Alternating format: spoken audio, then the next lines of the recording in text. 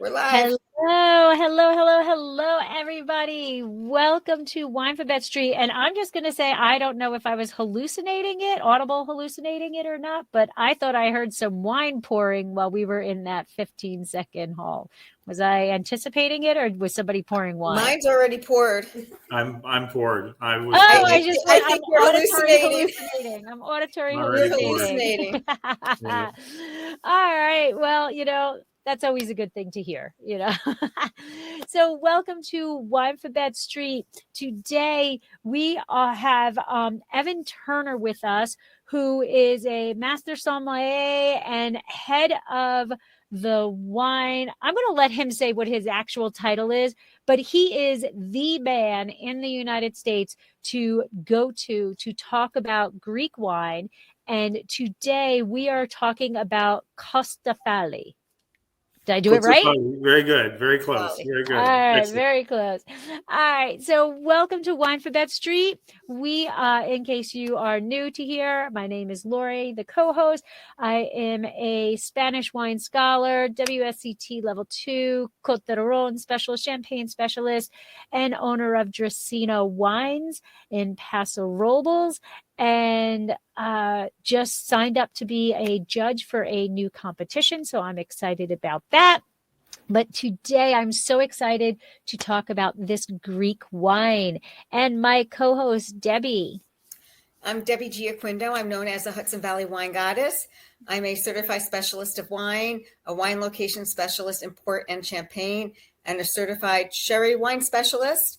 I am author of the book, Tapping the Hudson Valley, Day Trips and Weekend Itineraries to the Hudson Valley Wine Region. And I'm a partner in a restaurant in North Wildwood called Trio North Wildwood. And I think that's it for now.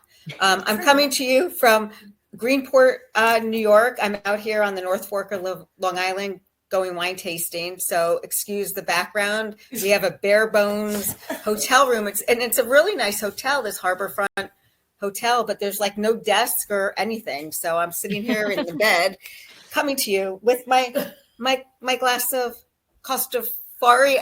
Is that right? Not Fari.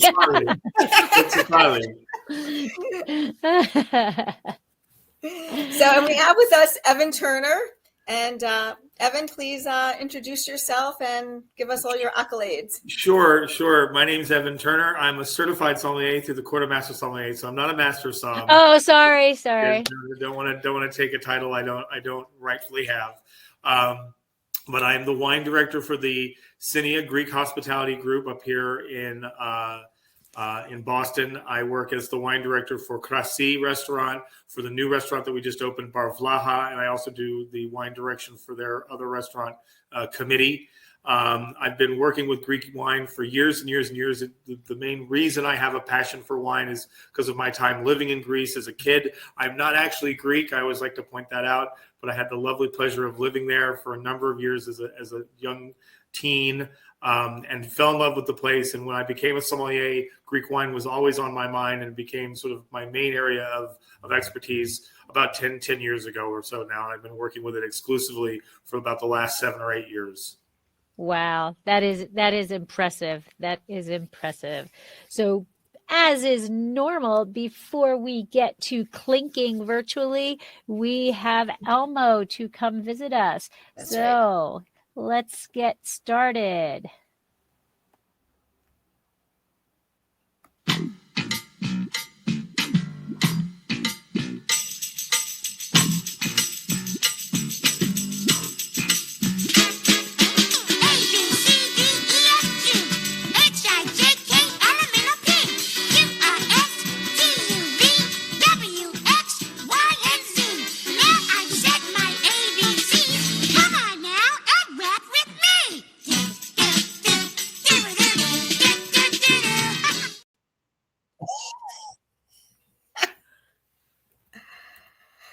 Oh, I love that at the end. Yeah. Lori, unmute yourself. Oh, okay. I love that at the end. That was priceless.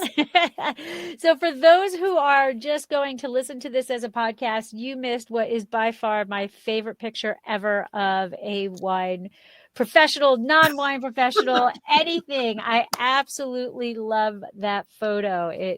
So if you are only listening on the podcast, you need to jump over to YouTube and check out the video, at least just to the very beginning, so you can see that image. So, Evan, welcome so much. Thank you for coming on. Of course. And it is finally time to raise a glass. And I say slancha, but how would you say cheers in Greek? Yamas. Yamas. Yamas.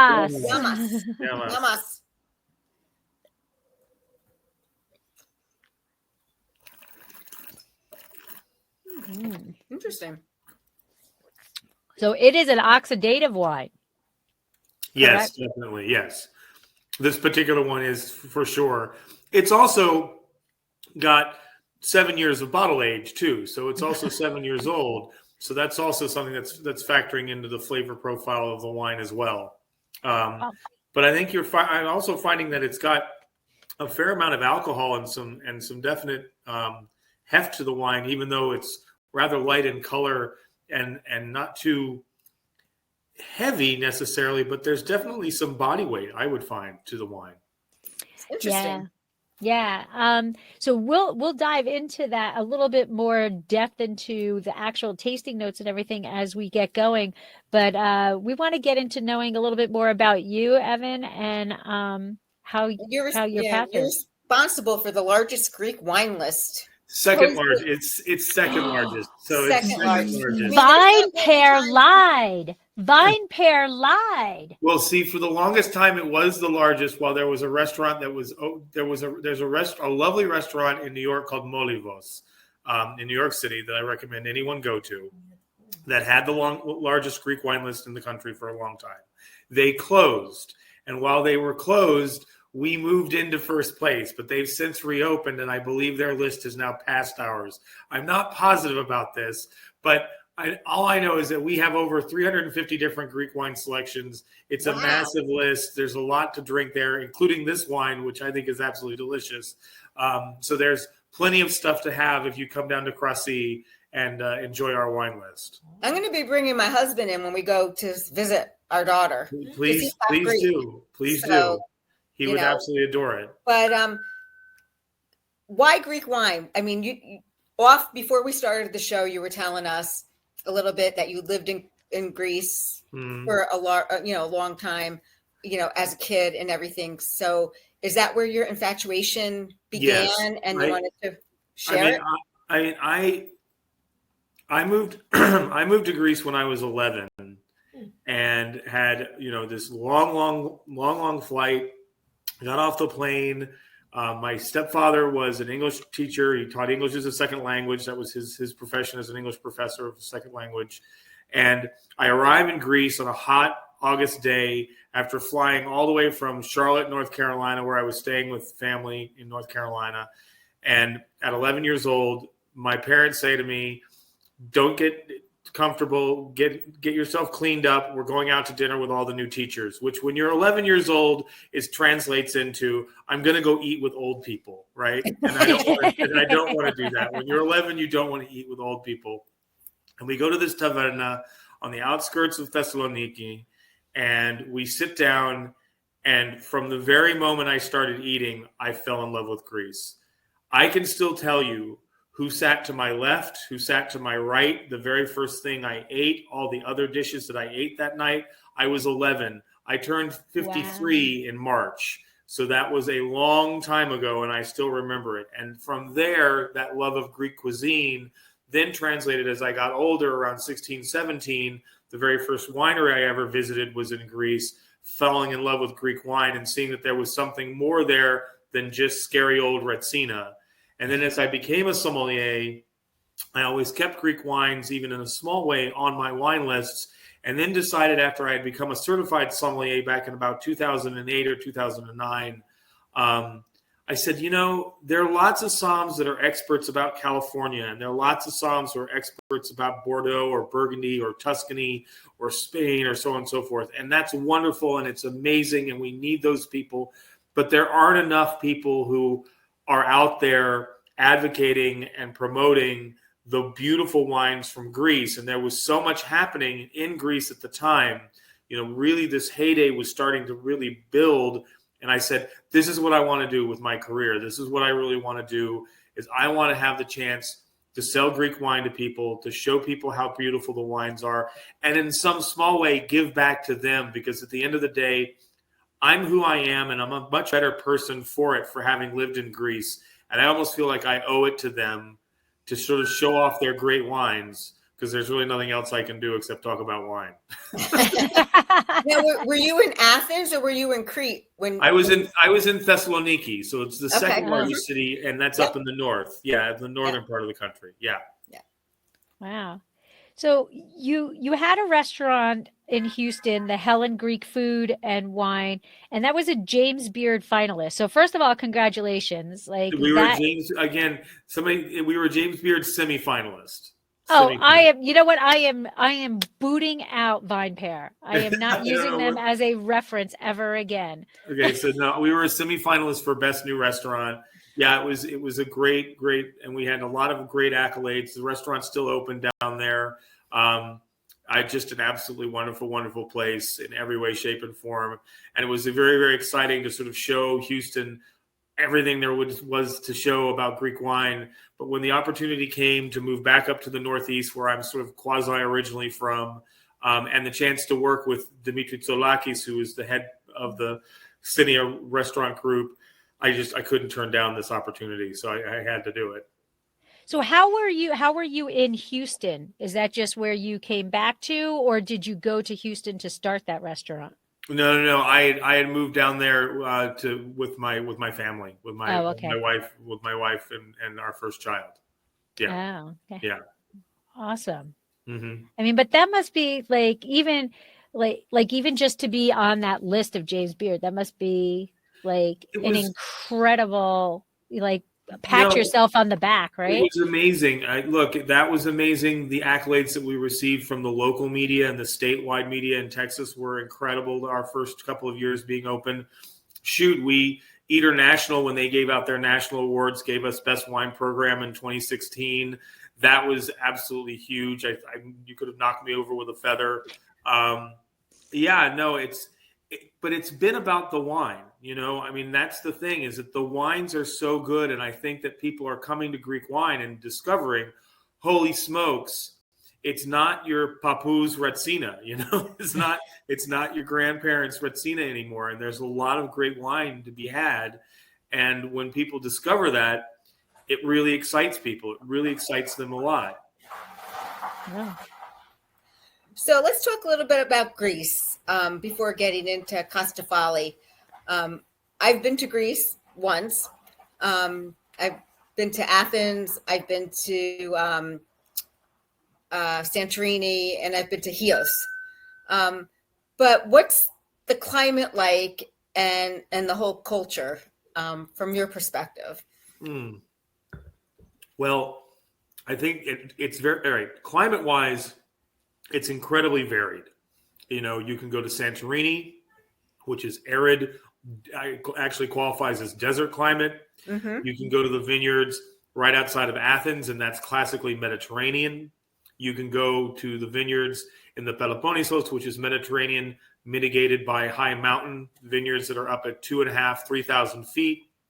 You can go to northern Greece, which is continental climate, and the weather's a lot like New England, and they have ski resorts close by, and you would never think you were in Greece for a moment if you walked around and they took down all the street signs and no one said anything in Greek for half an hour. You might think you're somewhere in the lower Alps, totally different. It's that diversity that's really exciting about Greece, and where you're really getting all these really interesting wines.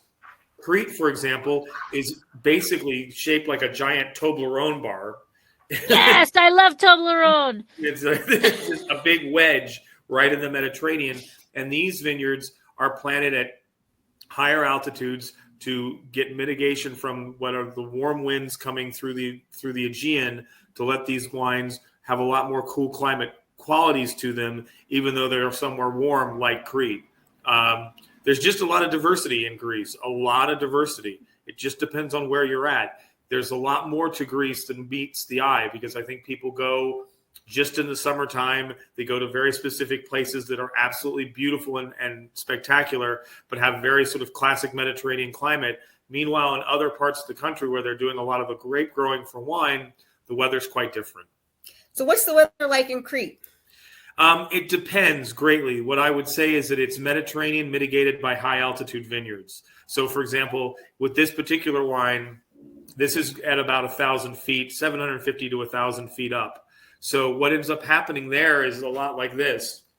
You have this wonderful wind that's blowing from north to south towards the island of Crete. And so you get Mediterranean mitigated by winds that keep things cool, keep the nights much cooler and much drier during the summertime, so you're not getting any mildew or rot. And then when you're up at these higher altitudes, if you're in the shade, it actually gets quite cool. And certainly at night, it gets very, very windy and very cool. And so during the daytime, it can be in the 80s or high 80s, below 90s. And then at the night, it can easily get into the 50s where you have to, put a coat on or put a pair of pants back on after you're wearing shorts all day, because it's basically Mediterranean climate mitigated by winds and altitude. So it gets quite cool, and it's quite surprising. You can actually be in Crete in May, June, and even July sometimes, and be standing in the water on the beach and look up at the mountain peaks across the ridge of Crete, and they're still snow-capped. Wow. Wow. That's pretty cool. It snowed there. So there's a lot to it. This particular wine comes from Central Crete, where again it's very mountainous, and really again these winds and these mountain peaks really mitigate the temperatures. And so if somebody wanted to go to Crete, how do they get there? What's the best way to get there? And is there anything that we should know before we go? Well, first of all, you should absolutely go, because it's absolutely gorgeous. The food there is incredible. The hospitality is amazing. And Crete is really easy to get to. You usually would fly to Athens, and then from Athens, you can easily take a very quick plane ride from Athens to Crete. You can also take the ferry if you want to take a longer, more sort of scenic trip. And there are plenty of wineries across Crete. There are plenty of wineries that are happy to see people. Especially in the western side of Crete around Chania. There are tons and tons of wineries to go visit, and there are lots of ways to go about doing that. It's a lot of fun and absolutely a blast to do so. Look, How large is the island? it's the 5th largest island in the Mediterranean. It's the largest Greek island. The roads aren't all that fantastic, so it takes a little while to drive from one end to the other, but it'd probably take you about 2 to 3 hours to drive from one end to the other of Crete. Okay. Yeah. I mean, it's not massive, but it's also not small. Okay. And is there anything that they should know, like before we go, like what, if you're talking about the climate or, the temperature changes and stuff. So you need to pack kind of warm, but then. Yeah, I mean, definitely I've found when I've been there in the summertime, I mean, I've been there in the spring and I've been there in the summertime. And in the spring, you definitely, it's windy, it's chilly. There's still snow on the mountaintops, that type of thing. It can actually get quite cold. And so you'd have to dress accordingly to cold weather climes, sweatshirts, sweaters, pants, so on and so forth. In the summertime, it's much more shorts during the day, then throw on some pants or, a light jacket or something like that in the nighttime will definitely make it a lot more comfortable for you. But it's an amazing place. I haven't been nearly as much as I would love to go. I've been 2 or 3 times now. I'm eager to go back and see even more of the wineries, because there are a bunch of them there. And what's exciting about Crete is that they're not only growing some of the Greek varieties that you find in other parts of Greece and international varieties that you also find like Syrah and Roussanne and Marsanne and Grenache and others. They also grow a lot of indigenous cultivars as well that are grown only on Crete. And so there's just a plethora of diversity when it comes to what you can go there and taste through and try at all these different wineries. It's a real adventure. Wow. It sounds like the whole climate. When I was at in Chios and Santorini, we didn't need a jacket. I think it was July. Yeah, it stays a lot warmer there by and large. I mean, Santorini can get pretty windy, but it stays pretty warm the whole time. Yeah. But when you're in the vineyards, which are up in the mountains in Crete, It gets cold. To give you an Yeah. example of this, I was in the mountains of Crete at a winery, and we'd been walking around in the vineyard itself, which was very, very warm. And then they had set up some things for us to eat and drink and so on and so forth. And they had placed it under this large fig tree. And you know how figs get gigantic leaves when they get big and older, big old fig trees. And I stepped under the canopy of all these leaves to get a glass of water or a bite to eat. And it was as if I stepped into a refrigerated room. Oh, wow. It was because the wind was blowing down from the Aegean, sort of up the mountainside. And I literally did the whole sort of stepped outside back into the sun and went, it's hot. Step back inside and now it's cool. Step back outside and it's hot. Wow. So you definitely feel it for sure. And if you're there during the spring or in the later fall, it definitely it gets cooler. I mean, it still stays warm. It doesn't turn into Vermont. Let's not get crazy now. But it definitely is. If you're up in the mountains where the vineyards are, make sure you bring a light jacket along for the winter, for the nighttime. Okay.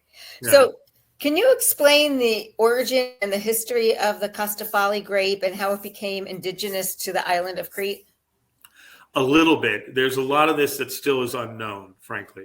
But Okay. Kotsifali is only grown on the island of Crete. It's grown nowhere else. They may have test plantings of it in other parts of Greece through universities or that type of thing.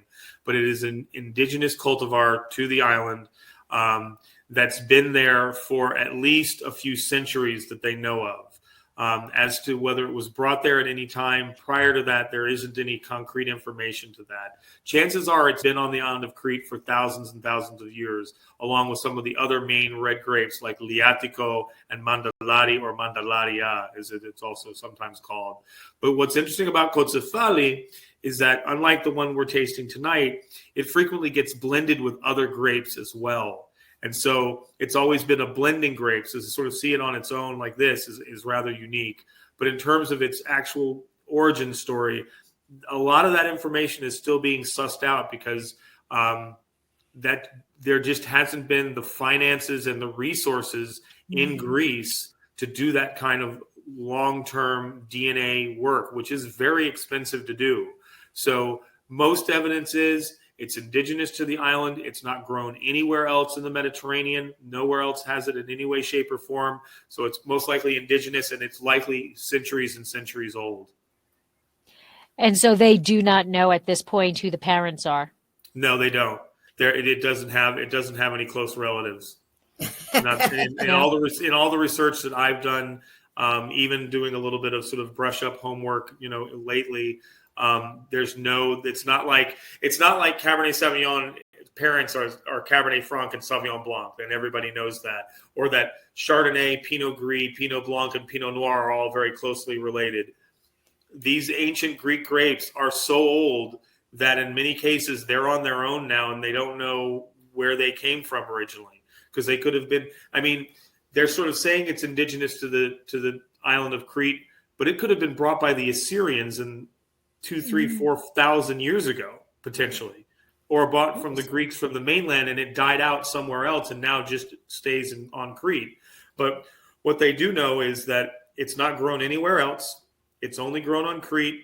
And nowadays in the modern era, it tends to get blended with things rather than made into wine on its own.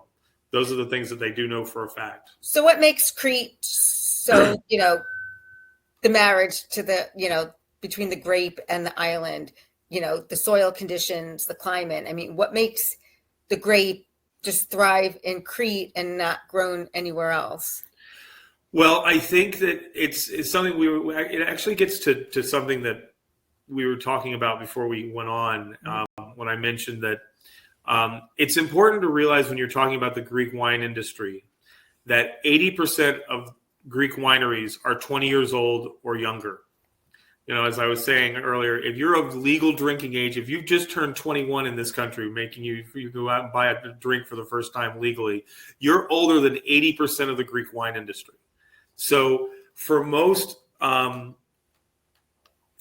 this industry, there hasn't been a lot of experimentation yet. They're still getting their feet under them in a lot of ways. Viranakis is really interesting in that they were around since 1966, this particular winery. which makes them ancient by Greek wine standards. Them making this wine as a single vineyard monovarietal style is also rather unique. So you really don't see much experimentation in terms of, let's move this grape around just yet. They're still sort of finding their footing when it comes to the wine itself on the island of Crete. But one of the things that makes Crete so exciting for these wines to be made is this wonderful combination of perfect climate, wonderful combination of clay and alluvial soils, along with a little bit of sand, that makes the growing conditions really fantastic, where you're getting good ripeness, where you're getting nice fruit and richness on the fruit side, and still good tannic structure or acid on the acid and the back end from, just that nice balance. And you're finding that time and time again with these wines. They tend to be, a little lower in alcohol. They don't tend to put them in oak as long. This wine only sees time in old French oak barrels. It doesn't see any new oak. And it's more of those sort of subtleties that they're looking for in these Greek wines, rather than bigger, bolder flavors, which I think are really kind of exciting and a definite difference compared to a lot of other places around the globe right now making wine. And so in the terroir, what you were just talking about, that, the clay and the sand and all of that, how do you think that impacts the flavor of the wine? So this is a 100%, which you said is kind of a rarity. It's more often blended. But what would you say to the listeners or viewers as to what would be, if I'm picking up a bottle of, if I'm picking a bottle up, what can I expect in there? Oh, goodness. That's a great question. Well, a couple of things. I think that you're looking for a good way to describe Kotsifali when it's on its own is a fist in a velvet glove. There's a lot of power and intention there, but it also has subtlety and finesse and elegance. I like to compare Kotsifali to things like Grenache, to lighter styles of Grenache, not the really big higher alcohol styles, but some of the lighter styles of Grenache, lighter styles of Rhone Valley wines. You're seeing that as well in that terms of style. And I think when we taste this, that's what it reminds me of, at least personally, is that sort of style of wine. The other thing that's important, I think, to realize about Kotsifali is that wonderful, long, dry, darn near arid growing season makes the grapes really stress. And so what little fruit is produced really gets great concentration of flavor. And that's coming from basically, they very little, if any, irrigation. They're letting those vines really work hard. And so you're getting, great concentration of fruit flavors as well. How many acres are currently cultivated? Do you know? Of Kotsifali? Yeah. Well, I mean, in this particular one, this is tiny. Their entire operation, all of Lidorakis is their entire thing is about 25 acres total. they have very, very. Well, within Crete, how many acres of that I honestly don't know, to give you a off the top of my head. Could you correlate it to, in terms of maybe not actual acreage, but in terms of relativity, like how much Kotsifali is grown in relation to other? Is it one of the more? It's not. Okay. It's in terms of the amount of Kotsifali actually grown in Greece. Period. It's about 3% of all. Oh, okay. Oh, wow. It's small. And I mean, here's the thing too. Greece is the size of Louisiana in terms of square mileage, almost exactly the same size. So it's not a big place. And their entire cultivation of grapes and wine made yearly is less than Bordeaux. So Bordeaux alone makes more wine than all of Greece does, to give you an idea. It's not a lot. It's growing, and it's growing fast, but it's still smaller than even what Bordeaux does. And it's in a nation that's the size of Louisiana. So it's not a big place by any stretch of the imagination. And there's not a lot. And like I said, Kotsifali is only about 3% of all grapes planted. It's about that much. The thing that's also important to realize about Greece is that there aren't any really, really dominant cultivars in terms of, it's 60% or 25%. There are over 300 indigenous grapes in Greece. And so there's so much planted all over the place that you're getting little dribs and drabs at every little nook and cranny of every island, every bit of the mainland, that leaves no real grape as the dominant grape. For example, Savatiano is a white grape, and it's the most widely planted grape, mostly planted on the mainland. And it's about 16% of everything planted, only 16%. But it's number one at 16%, just to give you an idea. So it's these kind of figures are a little hard to get a representation of what Greece is doing, because again, it's also young. It's also very, very new. And I'm sorry, that just blows my mind when you think about how wine history has been intertwined with Greek. It blows my mind that that it's not more developed, or older there where it is. But. Right. Well, I mean, they had 400 years of Ottoman occupation, and the Ottomans didn't take winemaking too kindly.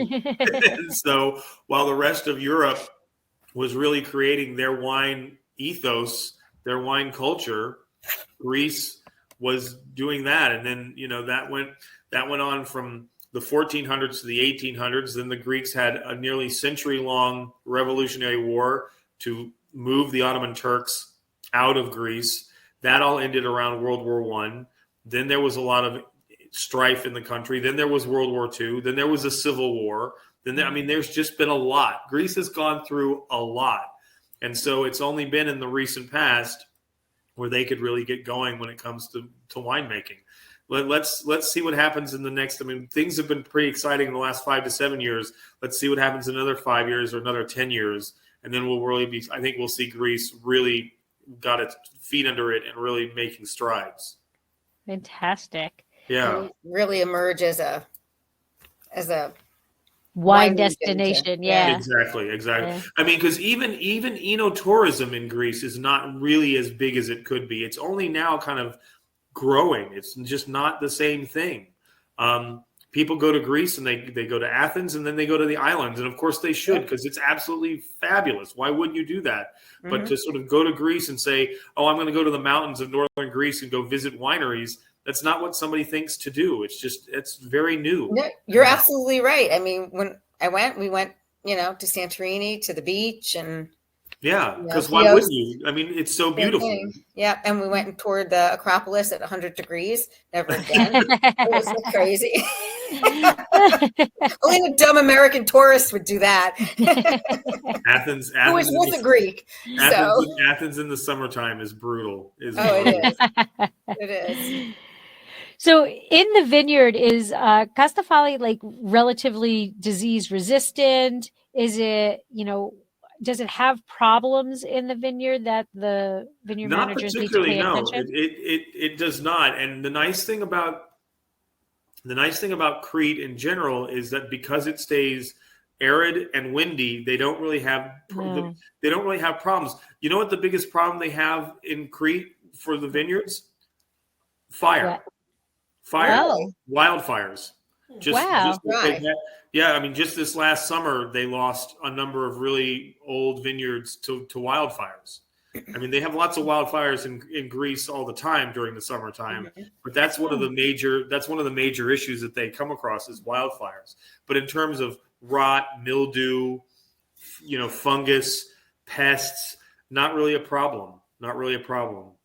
It's well-drained soil, mostly white and red clay, a little calcareous as well.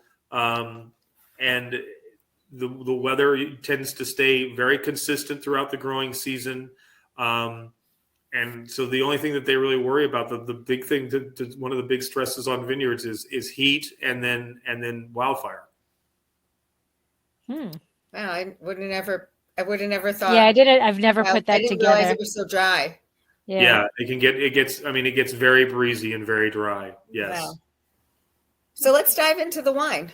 Yeah. Sure. So tell us about the producer. And on the label, it states Maravois. I probably didn't pronounce that either.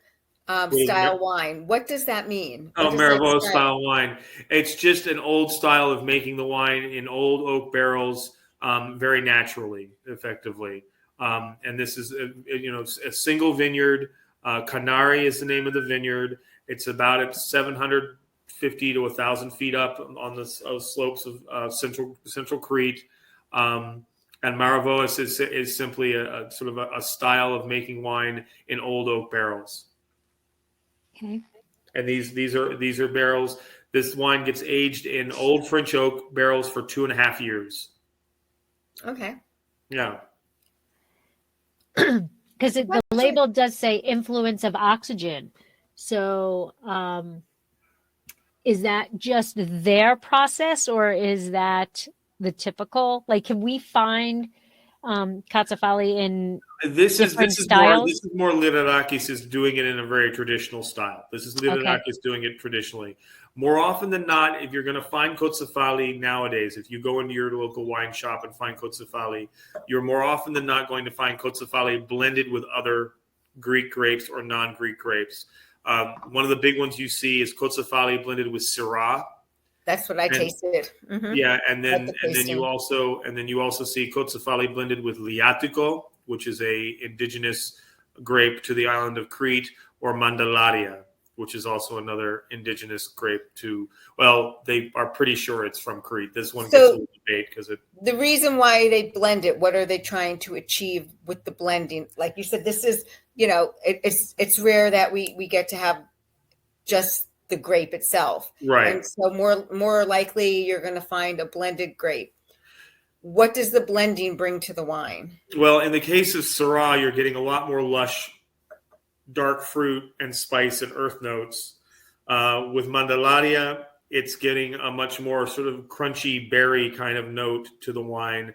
And with Liatico, that's more just out of tradition because the two were always blended together. Kotsifali and Liatico being blended together is much more of a just traditional old school Greek thing to do. And you see some old school producers still do that to this day. And I was at this Wines of Crete tasting last week, I'd say the Syrah brings color to it. Yes, and gives color. That's very good. Yes. This is by all accounts a very lightly colored wine. Yes. Yeah, I mean it basically looks like slightly amped up rosé, to be quite honest. But it's unfined and unfiltered. Yeah. It's a vegan wine. It's totally natural. Liderakis is an organic winery. Like I said, they've been around since 1966, which is and they're definitely very traditional. They have 10 wines Liderakis does that are their single vineyard varietal wines, and this is one of them, the Canari Kotsifali. And it's a female winemaker. It is a female winemaker as well. That is right. The head winemaker at Kotsifali is a woman. That is correct. Is that uncommon there? It is uncommon, but changing very, very, very quickly. The number of women who are coming up as winemakers in Greece is at a unbelievably, wonderfully fast pace. It's very, very impressive how many female winemakers, assistant winemakers now becoming head winemakers are going on. A lot of the old school guys are all retiring and giving things up. It's usually their daughters and granddaughters and other women who are taking over these really wonderful positions and making some amazing wines. Oh, that's great. Yeah. Yeah, it's very, very cool. In the vineyard, do you know what they look for when it's time to harvest? Like, is this typically an early ripener, or when are fairly early? It usually happens sometime into, depending on how the heat has been, late August into early September is when they're harvesting. Any longer than that, you're really getting into late harvest stuff, and the rains start coming in October as well. So you have to watch out for that as well. So it's usually late. It gets hot enough that late August into September is when they do the harvesting typically, and where you get phenolic ripeness. Now this wine is a 2017, so it is an aged wine. Mm-hmm. Is that the typical for the Kotsifali grape? grape. This is again Liderakis being very traditional and releasing the wine later. Oh, okay. So is this their current vintage? At least this is the current release that I'm able to get a hold of. Wow. So yeah, I believe that it is. Wow. You see that a lot in Greece, though, where they hold back red wines until they feel that they're ready to be released, and then release them, when they feel that they're properly ready to drink. So this is 6 years old. So what does a young one taste like? Well, the young ones that I've ever had have all been blended. I've never had a young 100% Kotsifali. This is the 100% Kotsifali I've ever had on its own. The young ones I have are much more vivacious and fruity and sometimes even jammy, but they're also blended with other grapes. Right. So I wouldn't call it a fair assessment in a lot of ways. Right. Yeah. It's not apples to apples. No, it certainly is not. It's not. Again, it's not common to see Kotsifali on its own. I mean, you can go looking far and wide, and they blend it with other grapes. That's just tradition. So we are very lucky then. Yes. We're on. Yeah, this is sort of fun. I thought it would be, well, since you asked, let's talk about Kotsifali, let's try it on its own, and see what it's like by itself, so to speak. Because the wine I tasted last week was blended with Syrah, and it was, definitely more intensive color, and it had more body. And I don't know what the year was. I don't really know much about it because it was a blind. Everything was bad. Blind tasting, yeah, right. They wouldn't tell us anything. Well, that's a disappointment that they wouldn't let you know. Very disappointing. I mean, because I wouldn't want to take a guess as because there are a number of different ones that blend. But the one that I know that's a Kotsifali and Syrah that's fairly common is a wonderful winery named Alexakis. But I wouldn't want to hazard a guess. I couldn't even tell you. Yeah, they only had one because a lot of their wines were still hung up in customs. Oh, really? Oh, that's disappointing. Yeah. So is the how do you say the winery name? Liderakis. Liderakis. Are they like in the forefront for the promotion of Kotsifali? Is this they're at the forefront of Cretan wineries, period. Oh, okay. They have been around for an age in the scheme of things since 1966. And so they do a lot of practice with things that are very traditional. And then they also have more modern takes on their wines as well. So they sort of really picking apart what's happening wine-wise on the island of Crete is really what Liderakis is all about. And they are highly regarded in terms of their reputation as a great winery that make, whether it's simple table wine or more sophisticated wines like this, they're definitely considered at the apex of the game when it comes to Crete, for sure. It's very cool. So this wine itself was actually grown in the Carnari area. Carnari is the name of the vineyard. Oh, that's the name of the vineyard. Okay, so that's the name of the vineyard, and it's from central Crete. And so, of all of Crete, is like you were talking about where the vineyards lie. If somebody wanted to go wine tasting in Crete, is it like, are the wineries close to each other, or relatively close? What I would recommend if you were to go to Crete, I would recommend going to Western Crete and going in and around the area of Chania. And Chania, spelled in English, is Chania, Chania, but it's pronounced Chania. And it's a beautiful area. There are lots and lots of wineries. There's actually a wonderful, I'm going to give a plug to someone who won't even know that I'm giving this plug to them. There's a wonderful Greek-American husband and wife team called Chania Wine Tours, and they actually give wine tours in and around Chania. And it's absolutely fantastic to go and do that. The Chania Wine Tours, you can find them on Instagram. Oh, well, see, when we do this, we'll tag them. Yeah, absolutely. So they're absolutely fabulous, and it's a great way to go. Chania is easiest. It's easy to get around. You're right around the main areas of Heraklion and that area. It's the most simple way to go visit Crete and go see wineries for sure. But you're going to definitely be going up in the hillsides. So bring a jacket. So bring a jacket, as I've said a million times. Bring a jacket. Yes, exactly. So let's start talking about what do we pair this with? I mean, Greek food, non-Greek food. I mean, I loved the food when I was over there. The food in Crete is there is a debate in Greece about where the best food in Greece is located, and it comes down to one of two places, either Thessaloniki or Crete. And even Athenians, who are think that the world revolves around them, even Athenians will admit that the best two places to eat in Greece are on Crete or up in Thessaloniki. For two I had some good food in Santorini. The great food in Santorini, for sure. Absolutely. But I would say that certainly with all kinds of Greek food, I also think this goes really well to sort of take it away from just doing Greek wine with Greek food, which is always great and fun to do. And we could certainly knock out a number of dishes. I could see this with, for example, really smoky grilled octopus being absolutely fantastic. Okay. That type of thing.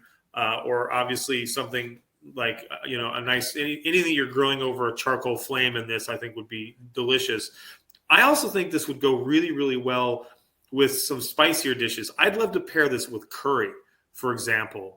I think that would be an interesting, like a korma or even a vindaloo or something like that. I think this would work really well with some of those, beef or lamb curries that you would get sort of as a total change up from what you would traditionally do. But in terms of Greek stuff, any of your wonderful braised meat dishes, uvetsi, kokinisto, anything over a charcoal flame where you're grilling lamb chops or whole lamb leg or that type of thing. And this wine would be absolutely delicious. I think it'd be fantastic to pair. At the restaurant, I pair this a lot with the uvetsi that we serve, with the octopus that we currently have on the menu, which is a little bit more rustic, that's made with kale and black-eyed peas, and is a more of a braised style of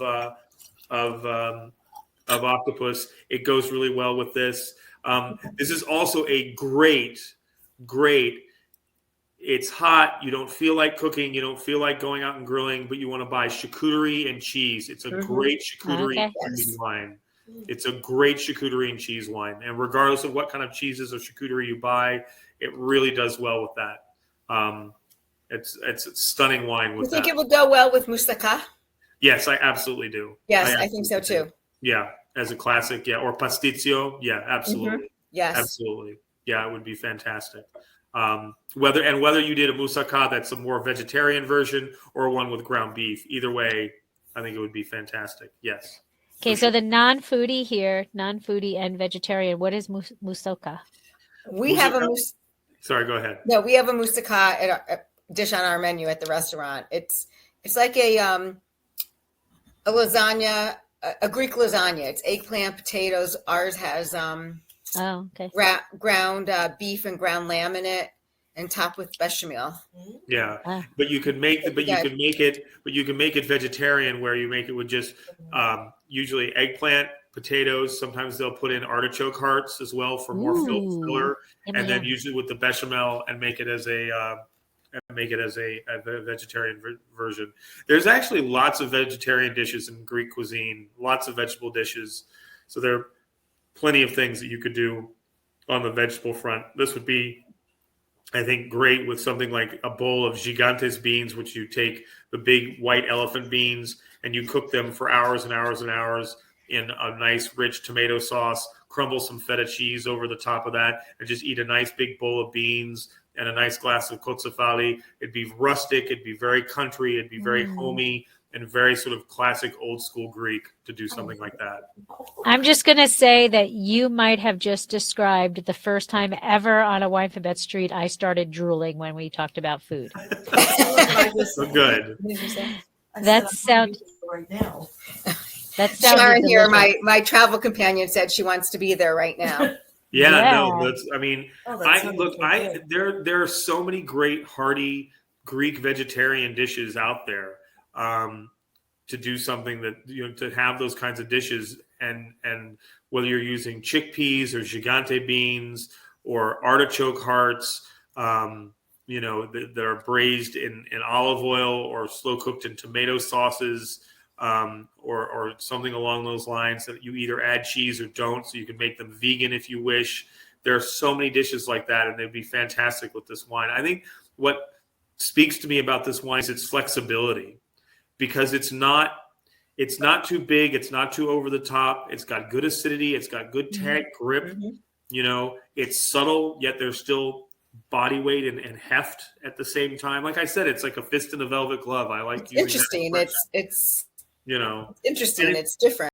It's different. Oh, it's definitely different. That's for sure. I mean, this is, if you're used to drinking big jammy wines from certain parts of the world, this might be a little of a game changer for you at first. But in general, I think this stuff's absolutely delightful. Yeah. No, it is. So where I do, I like it, but I'm having difficulty. I'm thinking of how would I describe the flavor, what aromatics I'm getting out of it. I'm getting like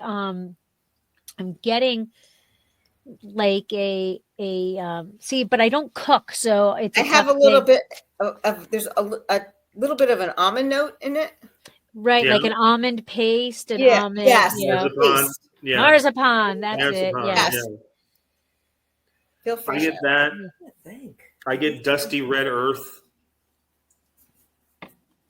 There's a wonderful sort of sweet herbaceousness to the wine. And that right there is what is so intriguing to me, is because typically herbaceous doesn't go with, in my brain, doesn't go with that little sweetness. And it's not a sweet wine. So people who are listening or watching, right? It's not a sweet wine, but it typically, that sweetness doesn't go with a herbaceousness. So it's compelling. It's complex in that way, Little with the taste. Yeah. So, Sharon says unripened strawberry in the taste. Yeah. Underripe strawberry. Yeah. White to red cherry. Yep. Cranberry. That's what I was. Sorry. Cranberry is another one I would go with. But it's. Do you want to get it's got a little bit of heat from the alcohol, which I actually think is almost pleasant in a strange way. But it's also got there's this herbal component to the wine, both on the nose and on the palate, that I find really delicious. With this herbal note to it that really I love a lot. Can definitely drink a few glasses of this. Yes, so the nose is like an herbal tea nose to me. Mm-hmm. Okay.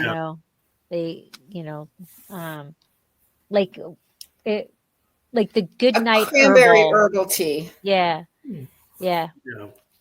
absolutely. So I kind of a two-part question. Where do you see the future of Kotsifali, and where would you like to see the future of Kotsifali? Are they going in the same direction? I mean, I think that you're going to see, fortunately, all right. So 90% of all Greek wine in Greece is made from indigenous Greek grapes. 10% is made from international grapes. And I think that's a great thing.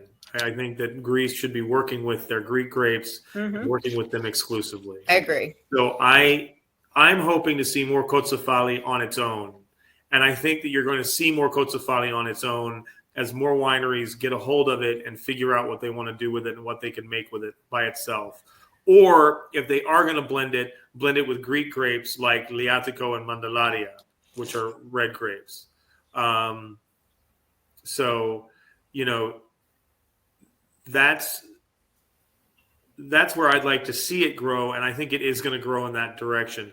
Now, in terms of it becoming this world beater that's going to be, oh my gosh, they're going to be planting Kotsifali all over Greece and it's going to take over the world. I don't think it's going to do that. I really don't. I think that it's got its own little funky corner in the world that people really are going to love, but I don't think this is ever going to be a wine that everybody is just going to be beating down the doors to get a hold of.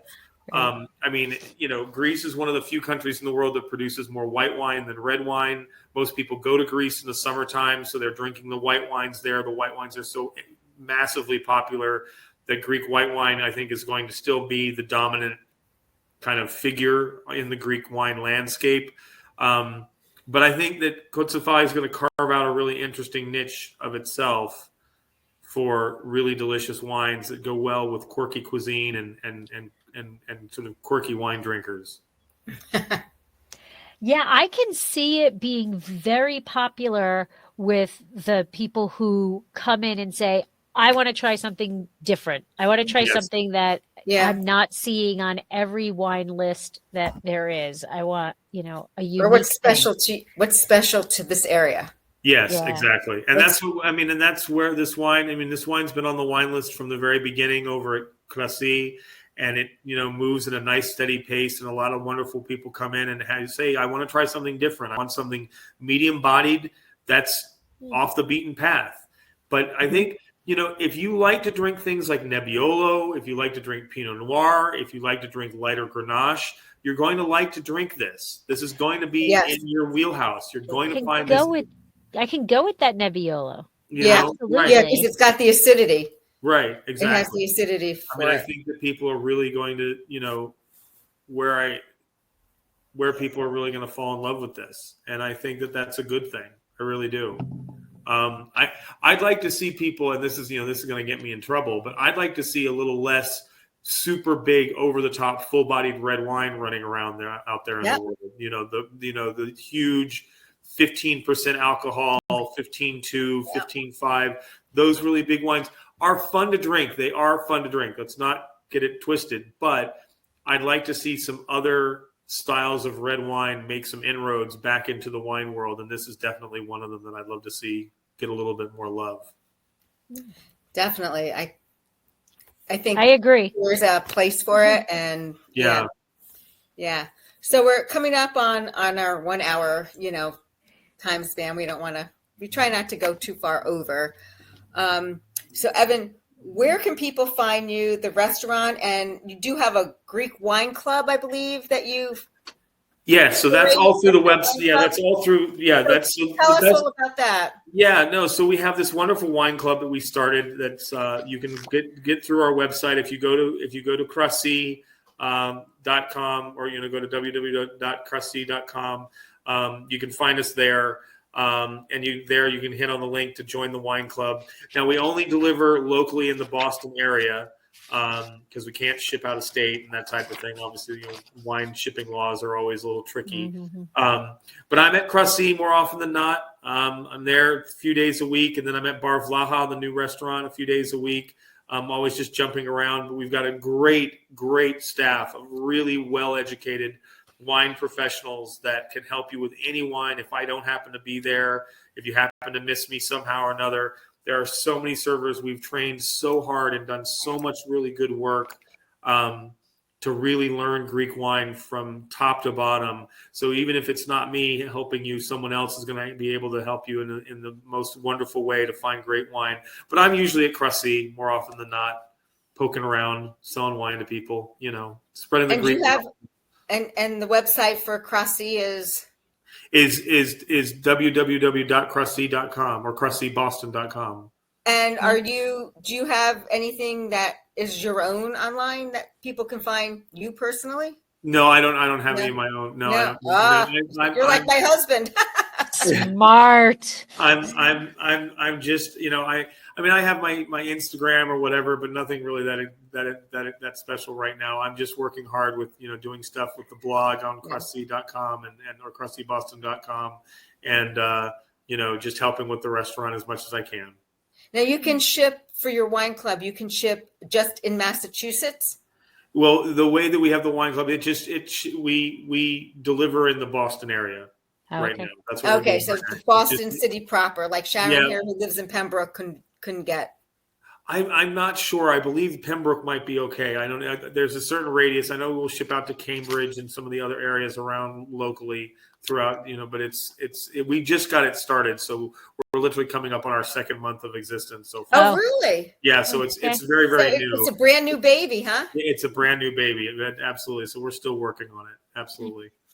And before we let you go, if you have three 3 things about Kotsifali that you would like people to leave here with, what would be 3 fun facts or important facts about Kotsifali?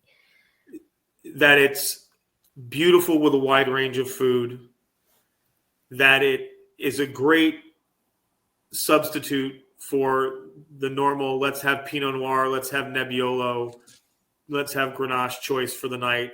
And 3, just to drink more Greek wine. And so if that's the bottle you pick up to drink more Greek wine for the very first time, then do it. Just do it.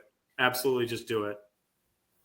That's wonderful. Yeah. Thank you so much. Yes, thank Yes. you so much. Thank you. It was great fun.